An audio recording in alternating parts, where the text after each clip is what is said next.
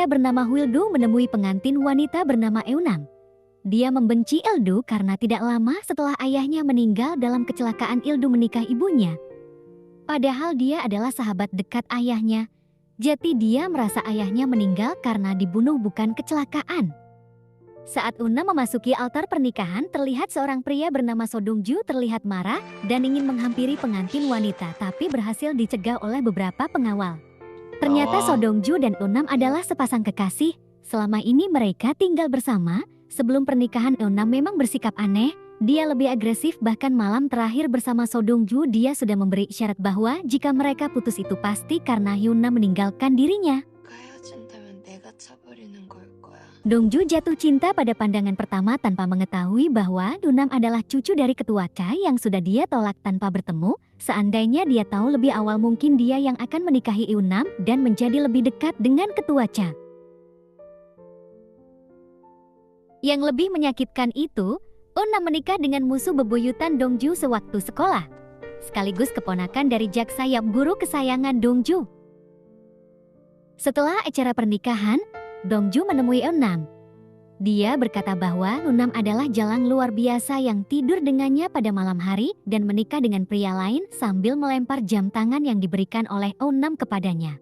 Eunam menyuruhnya untuk keluar dari Daesan karena Huildo tahu tentang hubungan mereka dan dia juga tahu bahwa Eunam menyembunyikan identitasnya dari Dongju. Kalimat Eunam dibalas dengan tegas oleh Dongju bahwa yang mengusir dia dari pernikahan adalah bawahan dari grup Yap. Itu artinya ketua Cha belum tahu hubungan mereka. Soalnya kalau ketua Cha tahu, dia tidak akan menyuruh Dongju menyiapkan pernikahan itu. Dongju bertanya apakah Eunam mempunyai niat untuk menikah dengannya. Tapi Eunam bilang tidak. Lalu Dongju bilang bahwa rencananya hari ini dia akan melamar Eunam, tapi Eunam justru menikah dengan pria lain. Eunam bilang ini adalah pernikahan yang dia mau karena bisa menghasilkan banyak saham.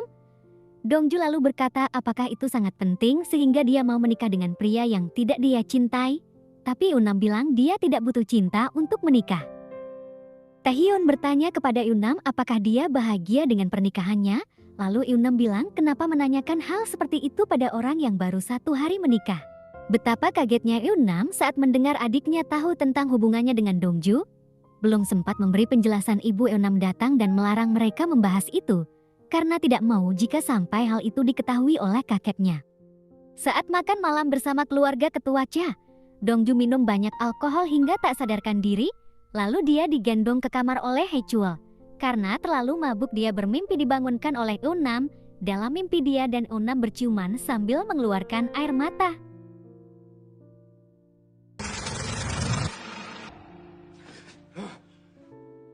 Keesokan harinya, Dongju mencoba membuka brankas uang, tapi ternyata sandi brankas itu sudah diganti oleh ketua Cha. Sama seperti brankas minuman. Ketua Cha bertanya bagaimana rasanya tidak bisa membuka brankas uang dan minuman secara bebas. Lalu Dongju mengatakan bahwa dia sudah menyadari bahwa ketua Cha telah mengetahui hubungannya dan juga Eunam. Terungkap alasan ketua Cha tetap mengundang Dongju di pernikahan Eunam. Ternyata dia ingin memastikan apakah Dongju benar-benar tidak tahu bahwa Eunam adalah cucunya. Dengan jujur Dongju bilang bahwa yang dia tahu cucunya Jennifer, dia berencana mendekati dan menikahinya untuk naik jabatan. Tapi sehari sebelum berangkat ke New York, dia bertemu Eunam dan membatalkan rencana untuk mendekati Jennifer. Awalnya Dongju berencana untuk memaki Eunam lalu melanjutkan hidup.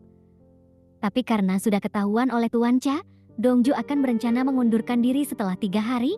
Mendengar itu Tuan Cha bilang Dongju banyak omong kosong. Padahal seharusnya dia hanya perlu meminta maaf.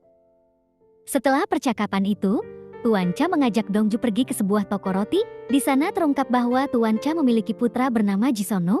Tuan Cha sering ke sana tapi mantan istri pura-pura tidak mengenalnya. Tuan Cha merasa sedih karena dia bahkan tidak bisa mewariskan nama untuk putranya.